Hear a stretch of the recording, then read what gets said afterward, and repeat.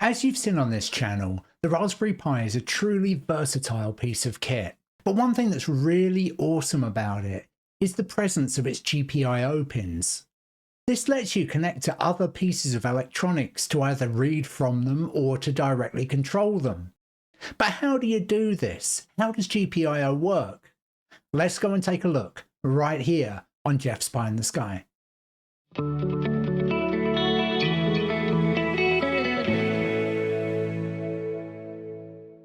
On modern Raspberry Pis, you have 40 GPIO pins available.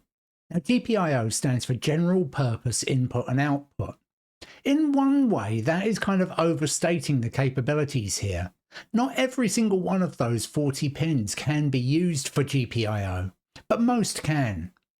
And what this means is that you can connect your Raspberry Pi to external devices and either read signals from them into your Raspberry Pi so you can then make decisions about what you want to do, or you can send signals out to those devices in order to make them do stuff.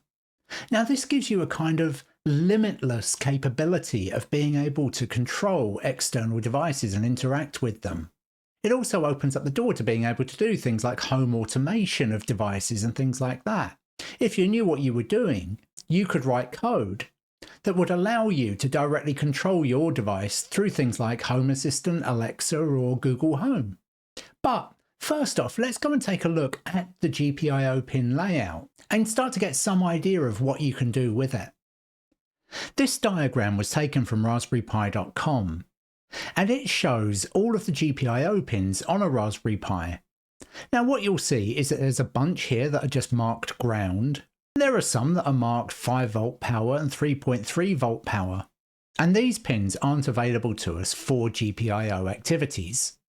All of the ground pins are all effectively connected together on the ground plane of the Raspberry Pi, and the 5-volt and the 3.3-volt power pins can just be used to provide that particular amount of power to whatever you're trying to control. Now, you'll also see against some pins within brackets, there are some other things. Like up here for GPIO 2 and 3, you can see that there are labels SDA and SCL. This is because these particular pins can also be used to connect to I2C devices. Now, in this video, I'm not going to go into kind of value-added services like that. I'm just going to be talking about basic GPIO. But suffice to say, some of the pins do have dual purposes with more advanced functionality. But overall, 28 of the 40 pins that you have available here can be used for GPIO, and any of these pins that are marked GPIO with a number can be used either as input or as output. And effectively, each of these pins is in either an on or an off state. Now, what you can see here is a very basic setup. I've got a Raspberry Pi 3B in the middle. Yeah, a really old one. But for everything that you see in this video, you can use any Raspberry Pi for it. Although the Raspberry Pi 1 did have fewer GPIO pins available to it, but for this video specifically, the pins that I'll be using would be applicable to any Raspberry Pi. Now, what I've done here is I've connected the ground pin on pin 9 and GPIO pin 17, which is on pin 11, straight onto a breadboard. And down here, I just have some pins connected to the breadboard, and that will just allow me to safely measure it with my multimeter. Now, right now, I've got GPIO pin 17 in an on state, and if I go across the pins on my breadboard, you can see I'm now measuring 3.3 volts across them.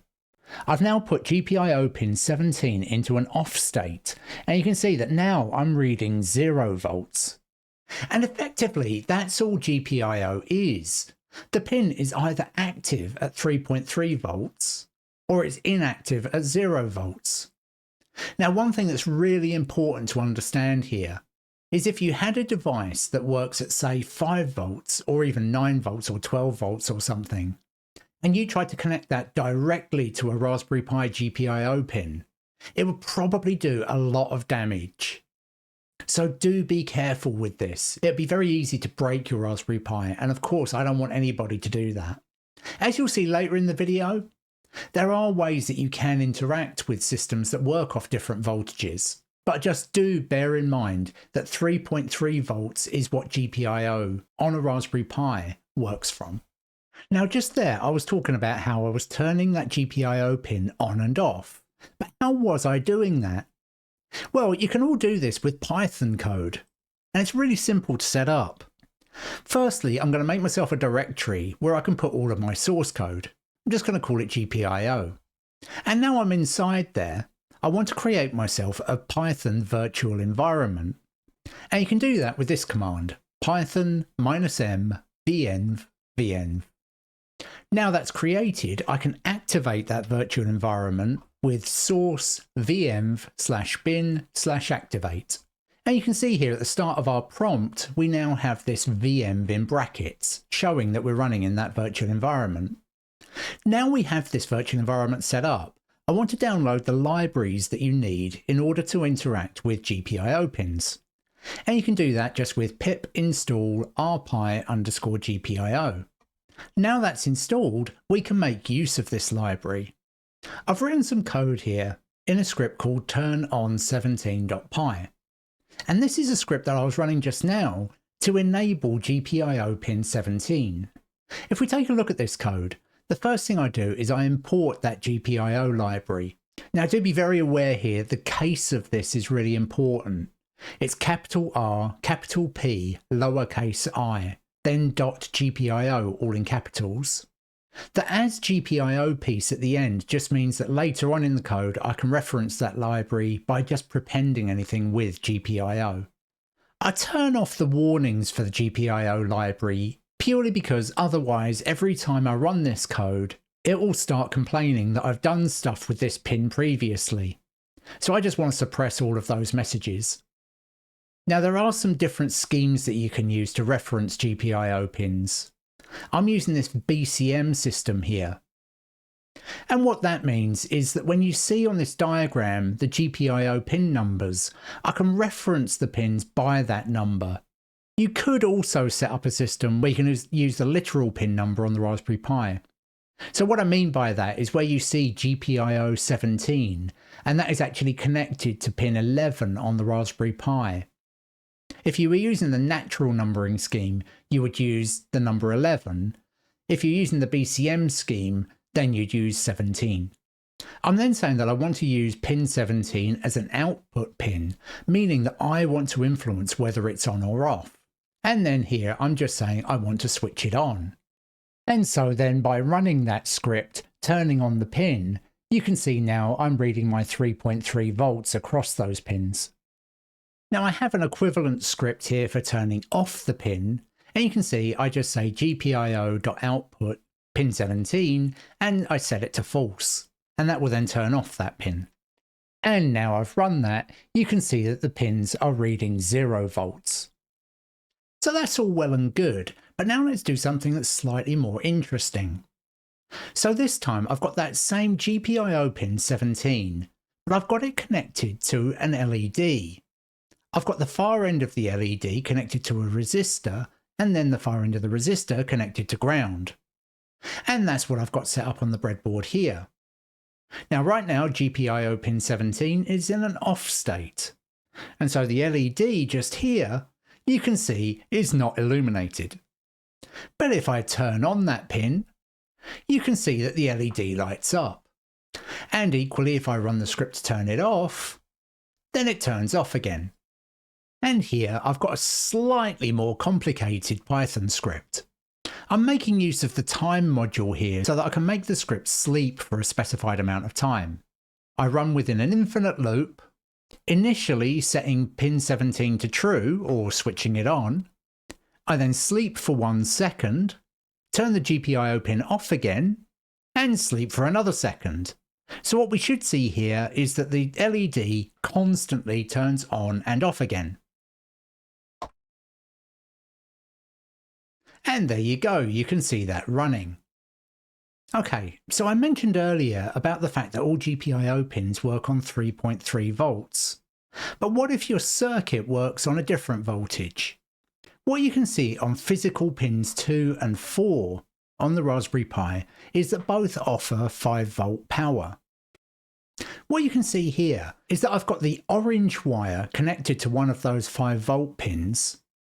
I've got the yellow wire connected to a ground pin. And then I've got the green wire connected to GPIO pin 27. So if I measure what's going between the orange wire and the yellow wire, that is 5.2 volts.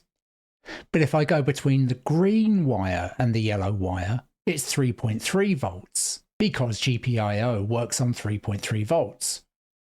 And so here, what I've got is my LED now connected to the 5-volt power supply, with that then going through a suitable resistor before it hits the yellow wire to come back to ground. Now, if I wanted to turn this LED on and off, I could potentially do some damage to my Raspberry Pi, because I don't want that 5 volts going anywhere near my GPIO pin. And this is where we can make use of a device called a transistor. And a transistor is effectively just an electronic switch. Now, what I can do is set up something like this, where I've got a 5-volt supply coming into the collector of the transistor. I've got the base of the transistor connected to my GPIO pin. And then I've got the emitter of the transistor connected through to the LED resistor and ultimately ground. As I enable my GPIO pin, it will allow this 5-volt voltage to roll through the transistor, illuminating the LED.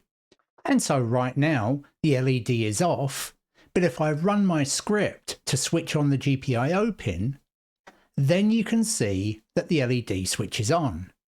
And I can also switch it off again. Now, everything we've done so far has been around sending signals to a GPIO pin to control an external device. But what about reading from GPIO pins? Now, what I'm going to do next is I'm just going to connect together GPIO pins 14 and 15. Now, once again, just ignore the TXD and RXD stuff that's in brackets against those pins. That's just value add functionality or specialist functionality that you can use them for. For the purpose of this, that's kind of irrelevant. I'm just going to be driving the pins themselves. This is the script that I'm going to be using for this particular case. Just as we always have in previous scripts, I'm setting up an output pin, and in this case, that's going to be pin 14. But where things are a bit different is I'm going to set up GPIO pin 15 as an input pin. I'm then setting up a variable that I can use to turn pin 14 on and off.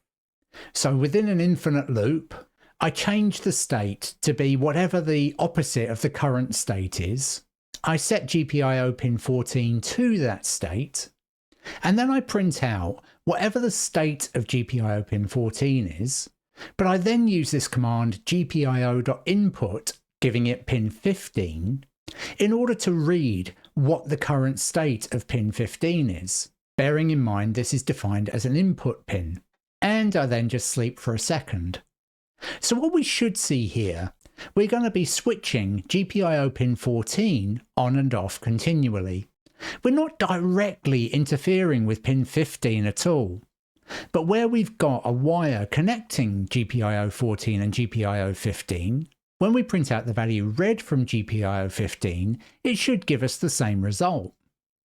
So here you can see I've not got anything connected to the breadboard whatsoever, and instead I've just got a looped wire here that's just going between GPIO 14 and 15. And so if I run my script, what you can see here is that whenever GPIO 14 is set to true, then I can read a value 1 from GPIO 15. Equally, whenever GPIO 14 is false, then I'm reading 0 from GPIO 15.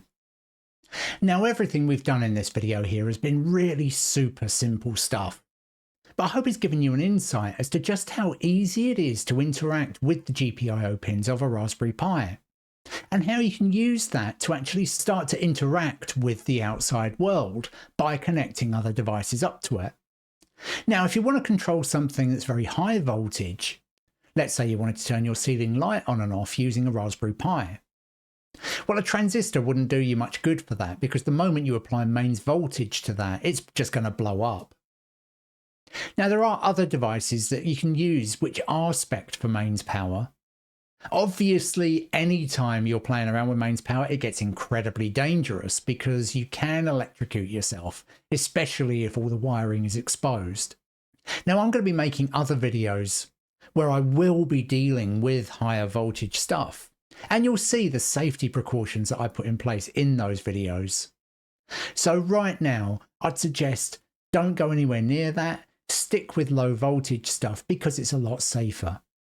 And if you can stick within that 3.3 volt range, where you can connect stuff directly to a Raspberry Pi GPIO pin to control it or read from it, then you're going to be in really good shape.